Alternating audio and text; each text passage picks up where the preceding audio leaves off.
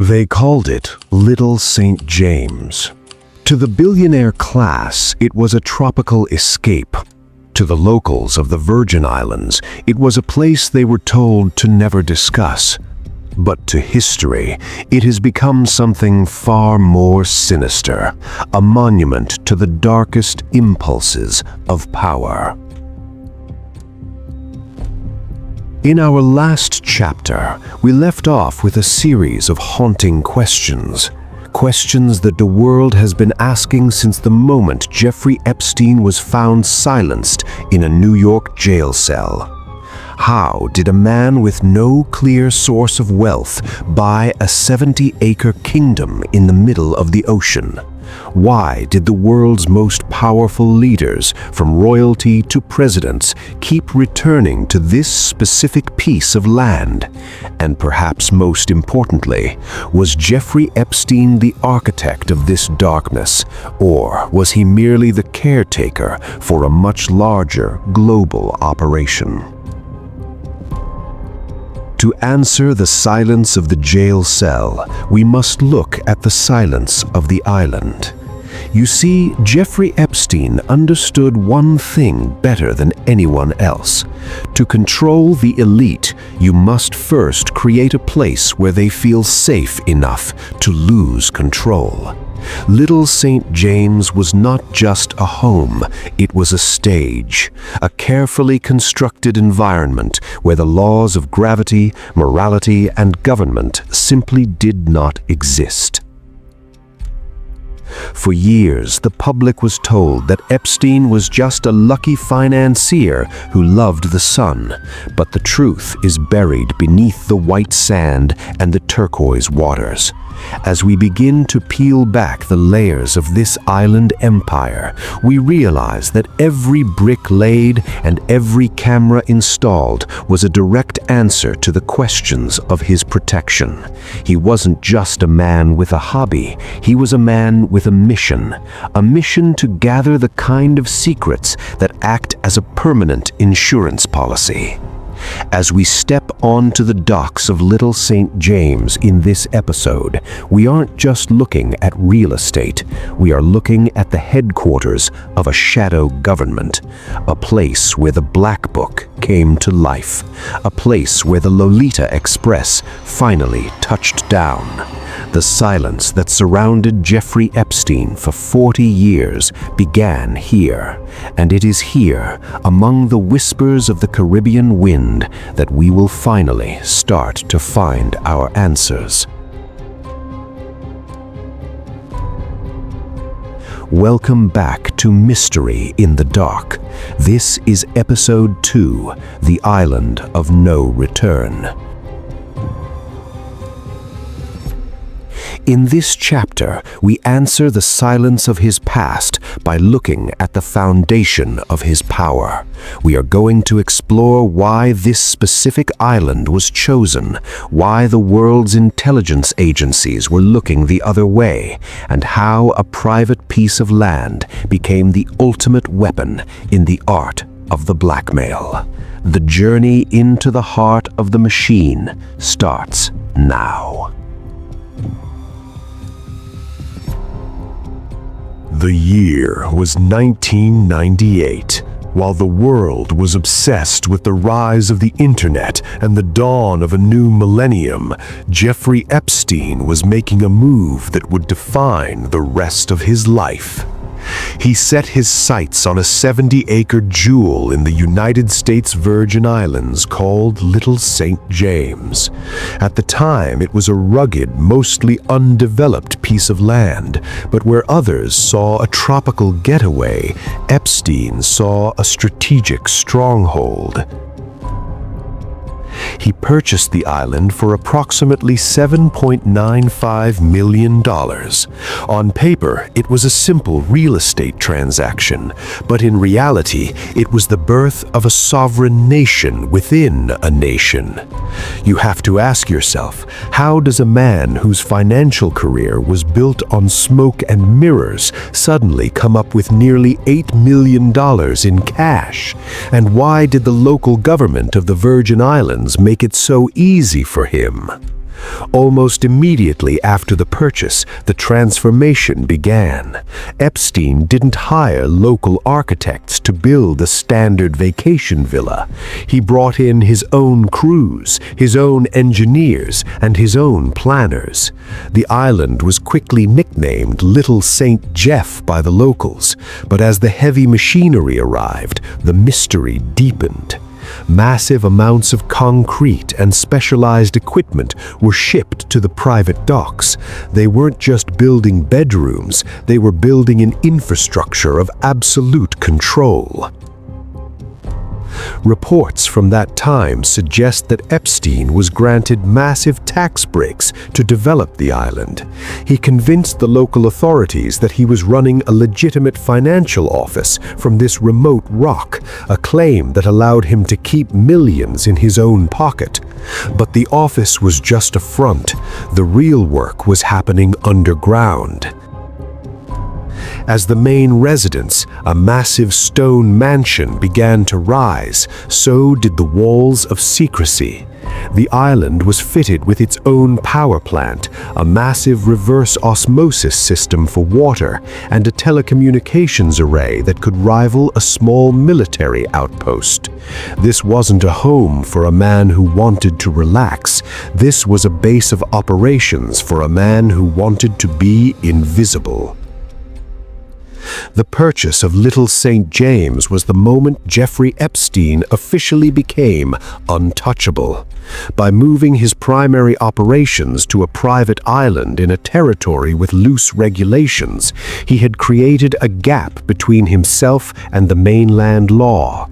He was now the king of his own 70-acre world, a world where he decided who could enter, who could leave, and exactly what would be recorded behind closed doors. Paradise had been bought, but as the first guests began to arrive on the private docks, they realized that this paradise came with a very dark price. Of all the structures Jeffrey Epstein built on Little St. James, one stood out as a bizarre anomaly. Perched on a rocky cliff on the island's southeastern point, overlooking the crashing waves of the Caribbean, was a building that defied logic. It was a square structure, painted with bright blue and white horizontal stripes, topped with a golden dome that glinted under the sun. To a casual observer, it looked like a small temple or a piece of exotic art. But for those who knew the secrets of the island, it was the most suspicious building in the entire world. When the first satellite images of the temple surfaced, architects and investigators immediately noticed something wrong. The massive grand doors at the front of the building were fake. They were nothing more than a painting on a flat surface. There were no handles, no hinges, and no way to enter through the front. Why would a billionaire spend hundreds of thousands of dollars to build a grand temple and then paint the doors on? The mystery deepened when workers who helped construct the building began to speak. They described a high-security entrance at the back, a small, heavy steel door that looked like it belonged in a high-security vault. Inside, the space was reportedly small, stark, and windowless. But the real secret wasn't what was on the ground floor. It was what was beneath it. According to several accounts and island workers, a staircase led from inside the temple deep into the limestone of the island. There were whispers of a labyrinth of tunnels and soundproof rooms carved into the earth. Rumors suggested that these rooms were equipped with the highest level of surveillance and recording technology. This wasn't a place for meditation or prayer. This was a soundproof, isolated chamber detached from the main residence, where events could occur without a single sound escaping to the rest of the island. The temple was strategically placed. It was visible from the sea, acting as a strange landmark, but it was far enough from the guest villas to ensure absolute privacy for whatever happened inside. When the FBI finally raided the island years later, the temple became a focal point of the investigation. While some claimed it was merely a gym or a music room, the lack of windows, the reinforced walls, and the fake doors told a different story. In the world of Jeffrey Epstein, nothing was as it seemed. The temple was the ultimate symbol of his life, a bright, colorful exterior designed to distract the eye, while the real dark activity took place in the windowless rooms below. It was the heart of the machine, a place where power was exercised, where secrets were manufactured, and where the screams of the vulnerable were swallowed by the thick stone walls and the roar of the ocean. The golden dome wasn't an ornament, it was a lid on a jar of secrets that the world was never meant to open. To the world's elite, Little St. James was a sanctuary of freedom, but in reality, it was the most sophisticated trap ever built. Jeffrey Epstein didn't just want to host the powerful, he wanted to own them. And on this island, ownership was achieved through a lens. The architecture of the island was not designed for comfort, it was designed for vision. Total, unblinking vision. When visitors arrived at the guest villas, they saw luxury. They saw ocean views and fine art. What they didn't see were the pinhole cameras hidden in the smoke detectors, the motion sensors behind the mirrors, and the microphones embedded in the very fabric of the rooms. Epstein was obsessed with recording everything. Every conversation, every private encounter, every moment of weakness was captured in high definition. This wasn't security, this was an industrial-scale operation for gathering leverage. Investigators and former staff members have described a central control room that felt like something out of a spy thriller. From this hub, Epstein or his associates could monitor live feeds from across the entire island. But the surveillance didn't stop at the shore. High-tech thermal cameras and underwater sensors monitored the perimeter, ensuring that no uninvited boat could approach and no guest could leave unnoticed. The island was a digital cage. Why go to such extreme lengths? The answer lies in the currency of power. In the circles Epstein moved in, money was common, but secrets were priceless. By recording the world's most powerful men in their most vulnerable moments, Epstein wasn't just a financier anymore. He became a gatekeeper. He held the keys to their reputations, their careers, and their freedom. A single tape from Little St. James could bring down a presidency or dismantle a royal house. Several victims have testified that the presence of cameras was sometimes subtle and other times intentionally obvious, a silent reminder that they were being watched. They were told that the recordings were for security, but the real purpose was far more predatory. These tapes were allegedly organized into a vast library of blackmail material, a vault of digital sins that ensured that if anyone ever tried to move against Epstein, he could pull a string and watch their world burn. The most chilling realization is that many of these recordings may still exist. When the FBI finally moved in, they found a mountain of hard drives and disks, but many believe the most sensitive material had already been moved to offshore servers or hidden in locations yet to be discovered. The eyes in the walls of Little St. James never slept.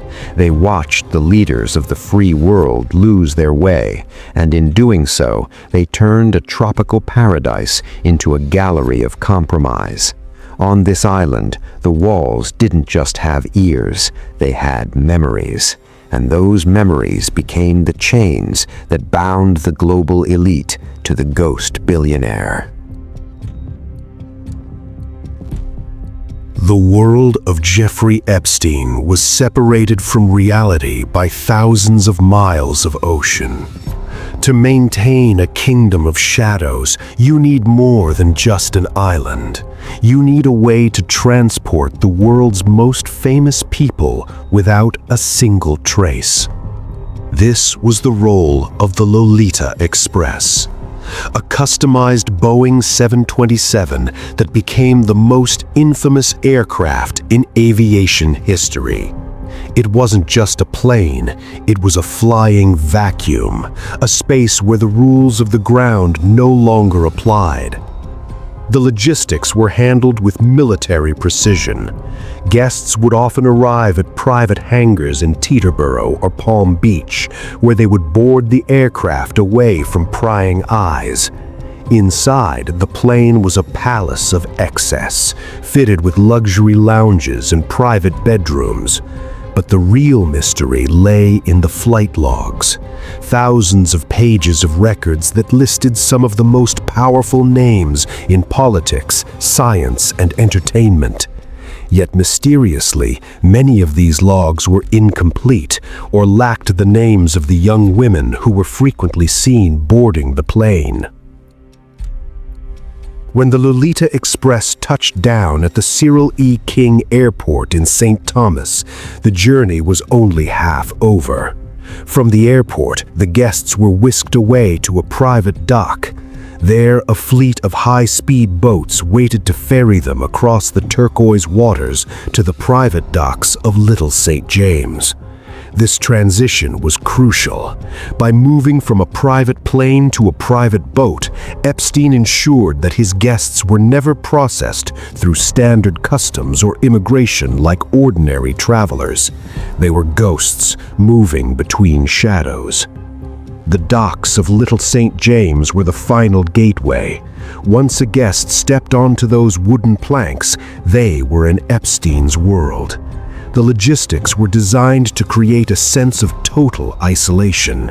There was no cell service that Epstein didn't control. There was no internet that didn't pass through his servers.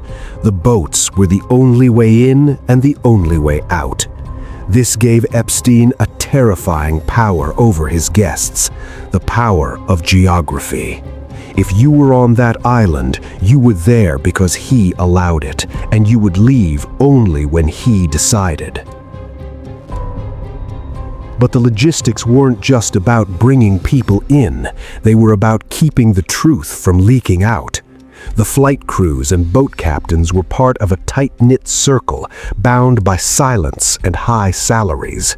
The Lolita Express became a symbol of the immunity that wealth provides. It flew over international borders, carrying secrets that could destroy empires, yet it was never searched, never questioned, and never stopped. For years, the sky and the sea acted as a cloak for Epstein's operation. As we look at the flight logs today, they read like a directory of the global elite. But behind every name on that list is a question.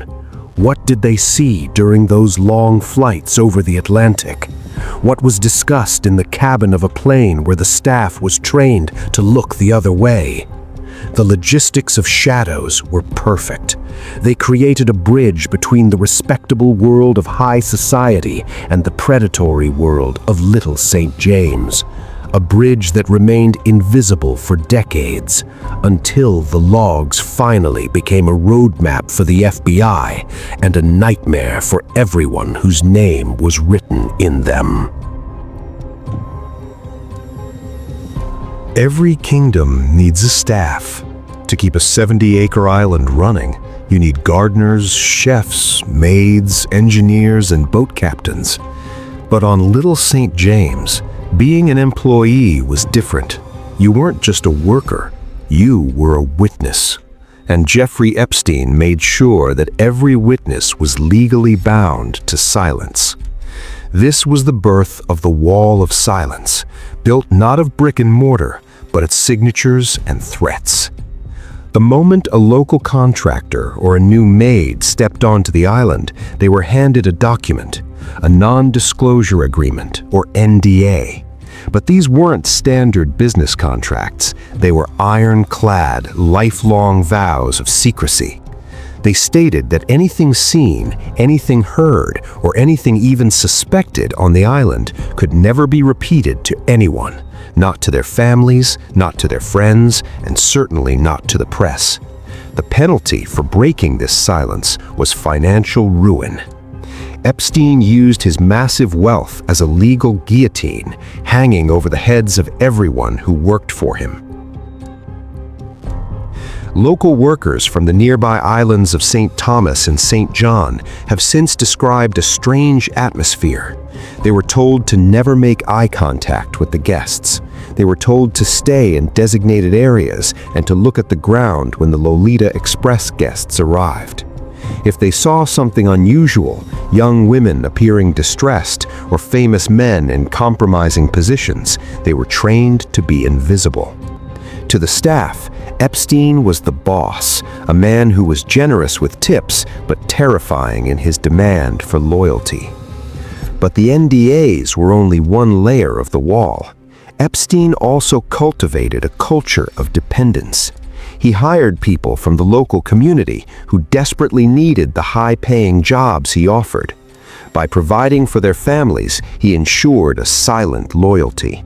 For many, speaking out meant not just a lawsuit, but losing their livelihood in a place where jobs were scarce. The island was a closed ecosystem where the currency was silence, and Epstein was the only bank in town. Even after Epstein's first conviction in 2008, the wall held. Despite the rumors and the police investigations, the staff remained quiet. Why? Because the fear was not just of Epstein, but of the people he associated with. The workers knew that if the most powerful men in the world were visiting this island, then no court and no police force could truly protect a whistleblower. The silence was a survival mechanism. As we look back at the years of abuse that took place on Little St. James, we have to realize that this operation didn't just happen in the dark. It happened in the presence of dozens of people. People who cleaned the rooms, people who cooked the meals, and people who drove the boats. They were the silent audience to a global tragedy. But they were also victims of a system that used the law to hide the lawless. The Wall of Silence was Epstein's most effective construction, a barrier that kept the truth trapped on the island for 20 years until the weight of the secrets became too heavy for even the strongest contract to hold. By 2016, Jeffrey Epstein's kingdom was growing too small for his ambitions. Little St. James was already established as the headquarters of his shadow empire, but he wanted more. He looked across the narrow stretch of turquoise water to the neighboring island, a 160-acre expanse of untouched land known as Great St. James. He bought it for $22 million, a move that signaled to the world that he wasn't hiding anymore. He was expanding. The purchase of the second island was the final piece of the puzzle. By owning both Little and Great St. James, Epstein effectively gained control over the entire waterway between them. He began illegal construction almost immediately, ignoring environmental laws and local regulations. He wanted to build an underwater tunnel, a subterranean bridge that would connect the two islands, allowing him to move guests, staff, and cargo without ever being seen by a passing boat or a satellite. This wasn't just luxury, this was the creation of a forbidden zone. Local environmentalists and officials tried to stop him. They issued cease and desist orders, citing the destruction of coral reefs and the illegal clearing of land. But Epstein treated the law like a suggestion. He continued to build, carving roads and structures into the virgin rock of Great St. James. Why was he so desperate to own the neighboring land? Some believe it was to prevent anyone from ever setting up a camera or a telescope to look back at Little St. James. He was buying his own horizon. He was ensuring that his secrets were protected by a buffer of hundreds of acres of private property. Rumors began to circulate about what was being built beneath the surface. Divers and workers whispered about massive excavations. They spoke of reinforced concrete bunkers and storage facilities hidden deep within the hills. Was Great St. James intended to be a backup vault for his growing collection of surveillance tapes? Or was it something even darker, a place where the activities of the first island could be scaled up even further? Every time an official tried to inspect the site, they were met with a wall of high-priced lawyers and no trespassing signs. The expansion to Great St. James showed the true scale of Epstein's ego. He believed he was a sovereign ruler. He was no longer just a billionaire with a house. He was a man building a fortress that could withstand any storm, legal or physical. The two islands together formed a black hole in the heart of the Caribbean, a place where the light of justice simply couldn't penetrate. But as the construction on Great St. James accelerated, so did the global scrutiny. The very empire he was trying to protect by expanding was becoming too large to remain invisible. The king of the islands was building his ultimate shield, but he didn't realize that the eyes of the world were finally starting to focus on the shadows between the two shores. Little St. James was never just a piece of land. It was a machine designed to produce a specific kind of power, the power of compromise. As we have seen, every inch of this island, from the fake doors of the temple to the hidden lenses in the guest villas, was built with a singular purpose: to strip the world's most powerful people of their dignity and replace it with a debt of secrets. When the FBI finally executed a full-scale raid on the island in August 2019, they found a place that felt like a ghost town of the elite. They found the hard drives, the surveillance logs, and the evidence of a massive industrial-scale operation. But as the agents moved through the tunnels and the reinforced bunkers, a chilling realization set in. The man who built this kingdom, Jeffrey Epstein, was gone, and with him, the keys to many of the most sensitive vaults may have vanished.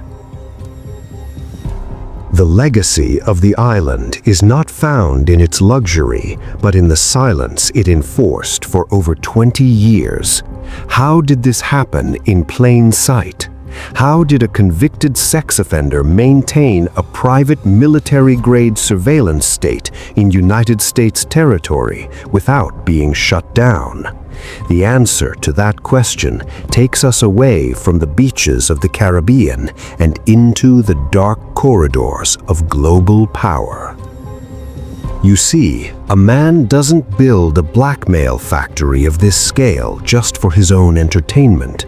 You don't record the world's most powerful leaders unless you have a buyer for those secrets, or perhaps unless you are working for the buyers themselves. The island was the laboratory, but who was funding the research?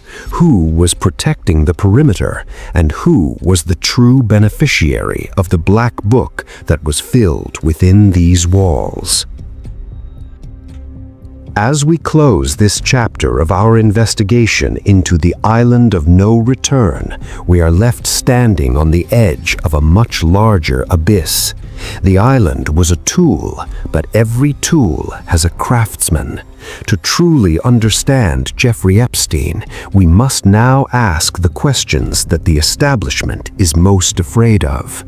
Was Jeffrey Epstein's wealth really his own, or was it a front for an international intelligence operation?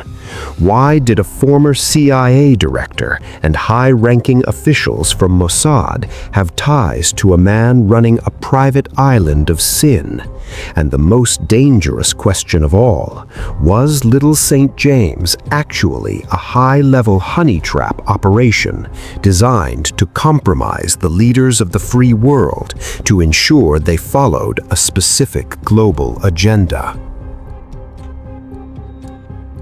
In our next episode, we leave the island behind and dive into the world of shadows and spies. We will explore the intelligence connection. We will look at the ties to the Maxwell family, the Mossad, and the CIA. We will investigate the theory that Jeffrey Epstein wasn't just a criminal, he was an asset. The deeper we go, the more the island looks like a small part of a much bigger game. Stay with us as we follow the money, the spies, and the secrets that lead to the very top. This is Mystery in the Dark.